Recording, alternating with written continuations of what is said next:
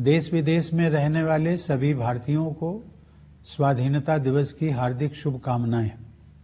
यह दिन हम सभी के लिए अत्यंत हर्ष और उल्लास का दिन है। इस वर्ष के स्वाधीनता दिवस का विशेष महत्व है क्योंकि इसी वर्ष से हम सब अपनी आजादी की 75वीं वर्षगांठ के उपलक्ष्य में आजादी का अमृत महोत्सव मना रहे हैं। इस ऐतिहासिक अवसर पर आप सभी को बहुत बहुत बधाई। स्वाधीनता दिवस हमारे लिए पराधीनता से मुक्ति का त्योहार है। कई पीढ़ियों के ज्ञात और अज्ञात स्वतंत्रता सेनानियों के संघर्ष से हमारी आजादी का सपना साकार हुआ था। उन सभी ने त्याग व बलिदान के अनूठे उदाहरण प्रस्तुत किए। उनके शौर्य और पराक्रम के बल पर ही आज हम और आप आजादी की सांस ले रहे हैं। मैं उन सभी अमर सेनानियों की पावन स्मृति को श्रद्धापूर्वक नमन करता हूं। अनेक देशों की तरह हमारे राष्ट्र को भी विदेशी हुकूमत के दौरान बहुत अन्याय और अत्याचार सहने पड़े, परंतु भारत की विशेषता यह थी कि गांधी जी के नेतृत्व में हमारा स्वाधीनता आंदोलन सत्य और अहिंसा के सिद्धांतों पर आधारित रहा। उन्होंने तथा अन्य सभी राष्ट्र नायकों ने भारत को औपनिवेशिक शासन से मुक्त करने का मार्ग तो दिखाया ही, साथ ही राष्ट्र के पुनर्निर्माण की रूपरेखा भी प्रस्तुत की। उन्होंने भारतीय जीवन मूल्यों और मानवीय गरिमा को पुनः स्थापित करने के लिए भी भरपूर प्रयास किए। अपने गणतंत्र की विगत 75 वर्षों की यात्रा पर जब हम नजर डालते हैं तो हमें यह गर्व होता है कि हमने प्रगति पथ पर काफी लंबी दूरी तय कर ली है। गांधी जी ने हमें यह सिखाया है कि गलत दिशा में तेजी से कदम बढ़ाने से अच्छा है कि सही दिशा में धीरे ही सही लेकिन सधे हुए कदमों से आगे बढ़ा जाए। अनेक परंपराओं से समृद्ध भारत के सबसे बड़े और जीवंत लोकतंत्र की अद्भुत सफलता को विश्व समुदाय सम्मान के साथ देखता है। प्यारे देशवासियों, हाल ही में संपन्न टोक्यो ओलंपिक में हमारे खिलाड़ियों ने अपने शानदार प्रदर्शन से देश का गौरव बढ़ाया है।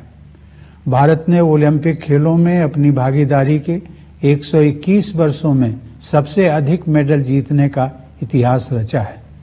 हमारी बेटियों ने अनेक बाधाओं को पार करते हुए खेल के मैदानों में विश्व स्तर की उत्कृष्टता हासिल की है। खेल कूद के साथ साथ जीवन के हर क्षेत्र में महिलाओं की भागीदारी और सफलता में युगांतरकारी परिवर्तन हो रहे हैं। उच्च शिक्षण संस्थानों से लेकर सशस्त्र बलों तक, प्रयोगशालाओं से लेकर खेल के मैदानों तक हमारी बेटियां अपनी अलग पहचान बना रही हैं। बेटियों की इस सफलता में मुझे भविष्य के विकसित भारत की झलक दिखाई देती है। मैं हर माता पिता से आग्रह करता हूं कि वे ऐसी होनहार बेटियों के परिवारों से शिक्षा लें और अपनी बेटियों को भी आगे बढ़ने के अवसर प्रदान करें। पिछले साल की तरह महामारी के कारण इस वर्ष भी स्वतंत्रता दिवस समारोह बड़े पैमाने पर नहीं मनाए जा सकेंगे, लेकिन हम सबके हृदय में हरदम भरपूर उत्साह बना हुआ है। हालांकि महामारी की तीव्रता में कमी आई है, लेकिन कोरोना वायरस का प्रभाव अभी समाप्त नहीं हुआ है। इस वर्ष आई महामारी की दूसरी लहर के विनाशकारी प्रभाव से हम अभी तक उबर नहीं पाए हैं। पिछले वर्ष सभी लोगों के असाधारण प्रयासों के बल पर हम संक्रमण के प्रसार पर काबू पाने में सफल रहे थे। हमारे वैज्ञानिकों ने बहुत ही कम समय में वैक्सीन तैयार करने का कठिन काम संपन्न कर लिया। इसलिए इस वर्ष के आरंभ में हम सब विश्वास से भरे हुए थे, क्योंकि हमने इतिहास का सबसे बड़ा टीकाकरण अभियान शुरू कर दिया था। फिर भी कोरोना वायरस के नए रूपों और अन्य अप्रत्याशित कारणों के परिणाम स्वरूप हमें दूसरी लहर का भयावह प्रकोप झेलना पड़ा। मुझे इस बात का गहरा दुख है कि दूसरी लहर में बहुतेरे लोगों की प्राण रक्षा नहीं की जा सकी और बहुत से लोगों को भारी कष्ट सहने पड़े। यह अभूतपूर्व संकट का समय था। मैं पूरे देश की ओर से आप सभी पीड़ित परिवारों के दुख में बराबर का भागीदार हूं। यह वायरस एक अदृश्य व शक्तिशाली शत्रु है, जिसका विज्ञान द्वारा सराहनीय गति के साथ सामना किया जा रहा है। हमें इस बात का संतोष है कि इस महामारी में हमने जितने लोगों की जानें गंवाई हैं, उससे अधिक लोगों की प्राण रक्षा कर सके हैं।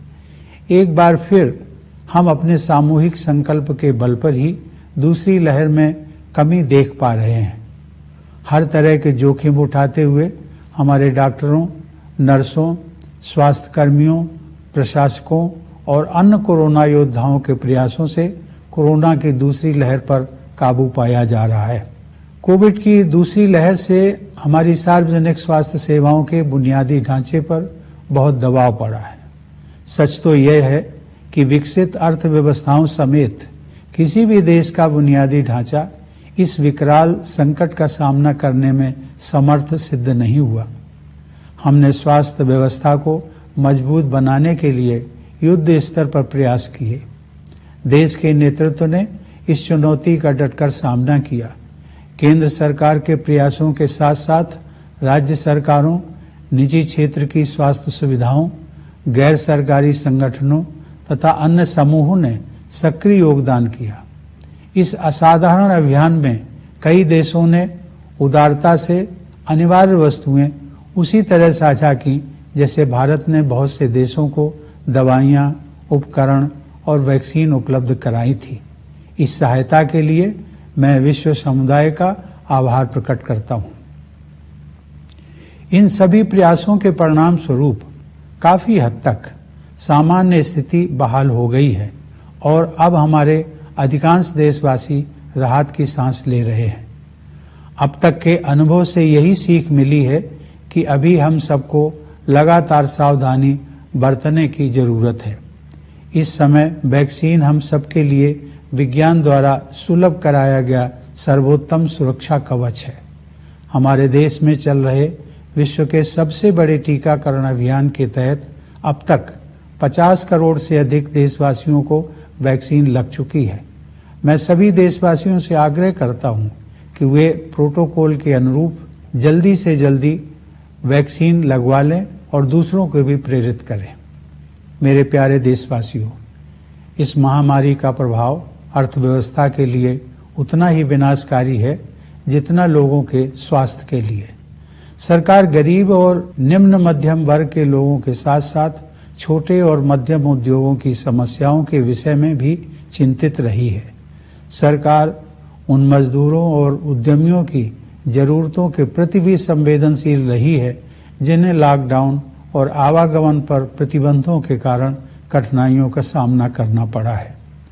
उनकी जरूरतों को समझते हुए सरकार ने पिछले वर्ष उन्हें राहत प्रदान करने के लिए बहुत से कदम उठाए थे। इस वर्ष भी सरकार ने मई और जून में करीब 80 करोड़ लोगों को अनाज उपलब्ध कराया। अब यह सहायता दीपावली तक के लिए बढ़ा दी गई है। इसके अलावा कोविड से प्रभावित कुछ उद्यमों को प्रोत्साहन देने के लिए सरकार ने हाल ही में 6,28,000 करोड़ रुपए के प्रोत्साहन पैकेज की घोषणा की है। यह तथ्य विशेष रूप से संतोषजनक है कि चिकित्सा सुविधाओं के विस्तार के लिए एक वर्ष की अवधि में ही 23,220 करोड़ रुपए खर्च किए जा रहे हैं। मुझे इस बात की खुशी है कि सभी बाधाओं के बावजूद ग्रामीण क्षेत्रों में विशेष रूप से कृषि के क्षेत्र में बढ़ोतरी जारी रही है। हाल ही में कानपुर देहात जिले में स्थित अपने पैतृक गांव परौख की यात्रा के दौरान मुझे यह देखकर बहुत खुशी हुई कि ग्रामीण क्षेत्रों में लोगों के जीवन को सुगम बनाने के लिए बेहतर इंफ्रास्ट्रक्चर विकसित किया जा रहा है। शहरी और ग्रामीण क्षेत्रों के बीच की मनोवैज्ञानिक दूरी अब पहले की तुलना में काफी कम हो गई है। मूलतः भारत गांव में ही बसता है, इसलिए उन्हें विकास के पैमानों पर पीछे नहीं रहने दिया जा सकता। इसीलिए प्रधानमंत्री किसान सम्मान निधि सहित हमारे किसान भाई बहनों के लिए विशेष अभियानों पर बल दिया जा रहा है। ये सभी प्रयास आत्मनिर्भर भारत की संकल्पना के अनुरूप हैं।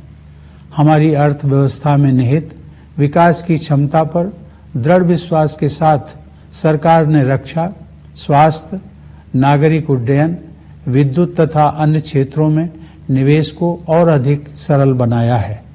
सरकार द्वारा पर्यावरण के अनुकूल ऊर्जा के नवीकरणीय स्रोतों, विशेष रूप से सौर ऊर्जा को बढ़ावा देने के नवीन प्रयासों की विश्वव्यापी प्रशंसा हो रही है।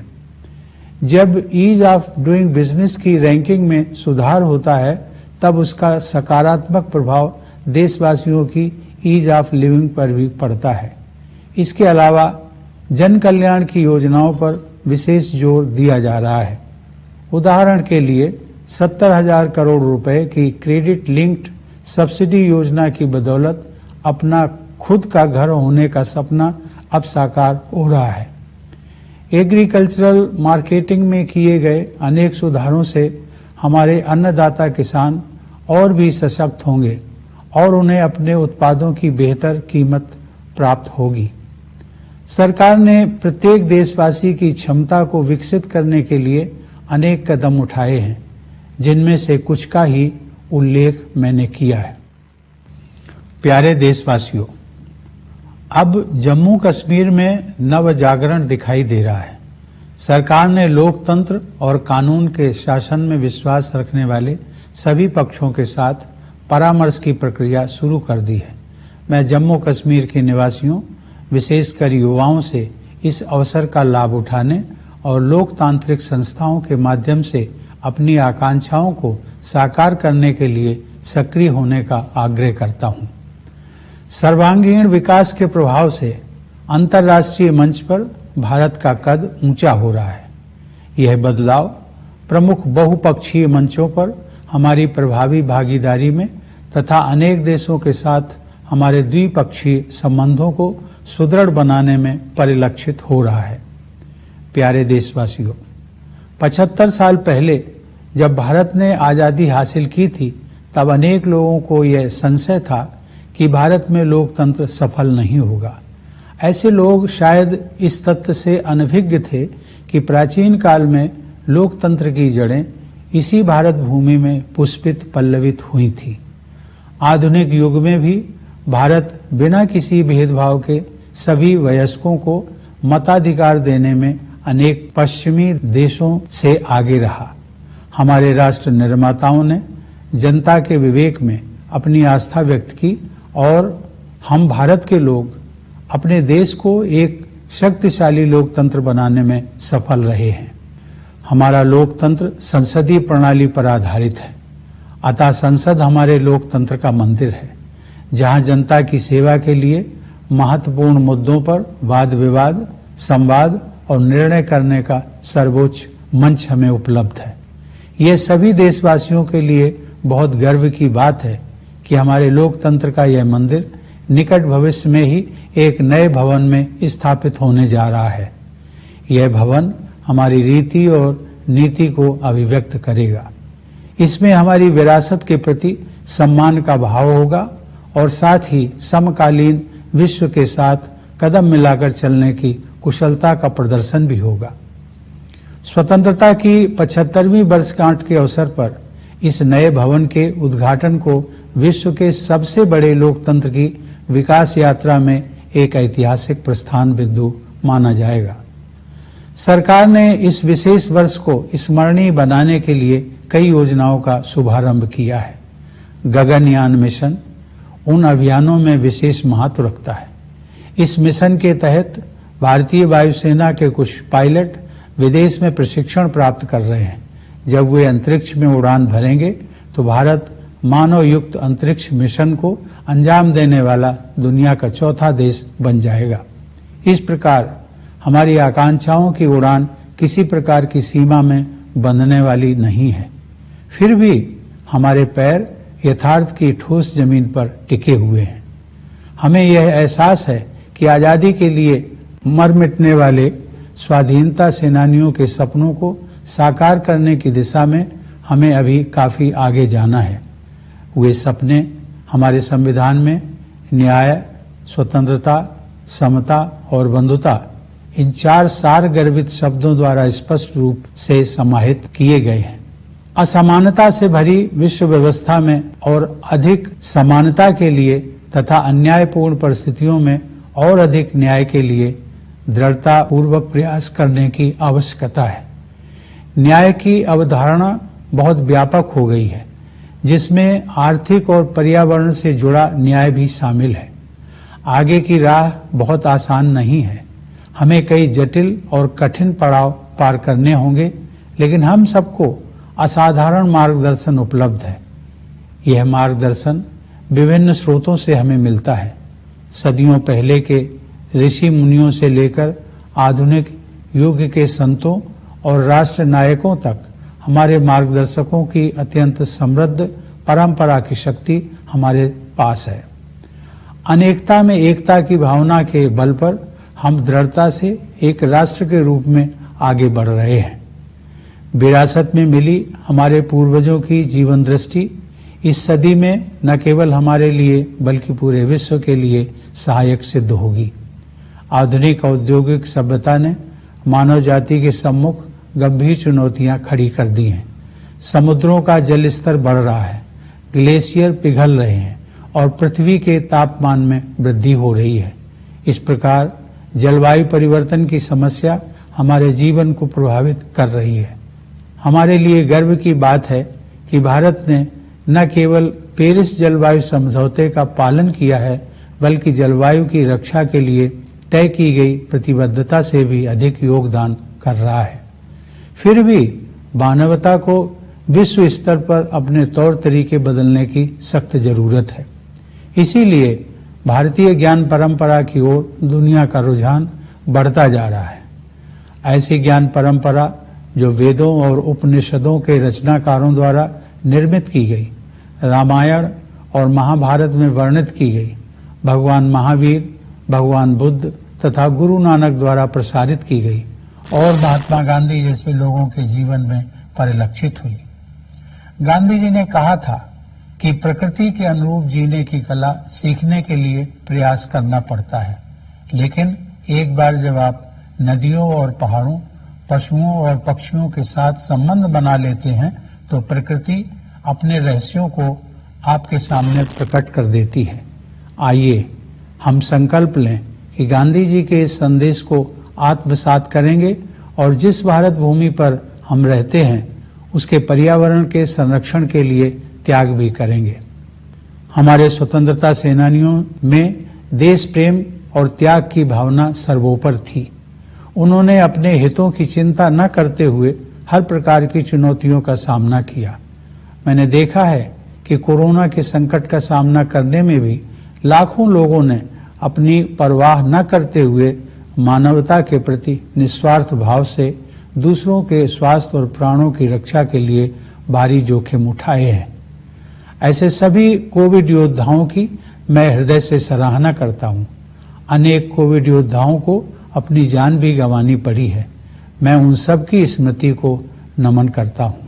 हाल ही में कारगिल विजय दिवस के उपलक्ष्य में मैं लद्दाख स्थित कारगिल युद्ध स्मारक द्रास में अपने बहादुर जवानों को श्रद्धांजलि देने के लिए जाना चाहता था, लेकिन रास्ते में मौसम खराब हो जाने की वजह से मेरा उस स्मारक तक जाना संभव नहीं हो पाया। वीर सैनिकों के सम्मान में उस दिन मैंने बारामूला में डैगर वार मेमोरियल पर शहीदों को श्रद्धांजलि अर्पित की। वह मेमोरियल उन सभी सैनिकों की स्मृति में बनाया गया है जिन्होंने अपने कर्तव्य पथ पर सर्वोच्च बलिदान दिया है। उन जाबाज योद्धाओं की वीरता और त्याग की सराहना करते हुए मैंने देखा कि उस युद्ध स्मारक में एक आदर्श वाक्य अंकित है, मेरा हर काम देश के नाम। यह आदर्श वाक्य हम सभी देशवासियों को मंत्र के रूप में आत्मसात कर लेना चाहिए तथा राष्ट्र के विकास के लिए पूरी निष्ठा व समर्पण से कार्य करना चाहिए। मैं चाहूंगा कि राष्ट्र और समाज के हित को सर्वोपरि रखने की इसी भावना के साथ हम सभी देशवासी भारत को प्रगति के पथ पर आगे ले जाने के लिए एकजुट हो जाएं। मेरे प्यारे देशवासियों, मैं विशेष रूप से भारतीय सशस्त्र बलों के वीर जवानों की सराहना करता हूं, जिन्होंने हमारी स्वतंत्रता की रक्षा की है और आवश्यकता पड़ने पर साहस बलिदान भी दिया है। मैं सभी प्रवासी भारतीयों की भी प्रशंसा करता हूं। उन्होंने जिस देश में भी घर बसाया है, वहां अपनी मातृभूमि की छवि को उज्जवल बनाए रखा है। मैं एक बार फिर आप सभी को भारत के 75वें स्वतंत्रता दिवस की पूर्व संध्या पर बधाई देता हूं। यह वर्षगांठ मनाते हुए मेरा हृदय सहज ही आजादी के शताब्दी वर्ष 2047 के सशक्त, समृद्ध और शांतिपूर्ण भारत की परिकल्पना से भरा हुआ है। मैं यह मंगल कामना करता हूं कि हमारे सभी देशवासी कोविड महामारी के प्रकोप से मुक्त हों तथा सुख और समृद्धि के मार्ग पर आगे बढ़ें। एक बार पुनः आप सभी को मेरी शुभकामनाएं। धन्यवाद। जय हिंद।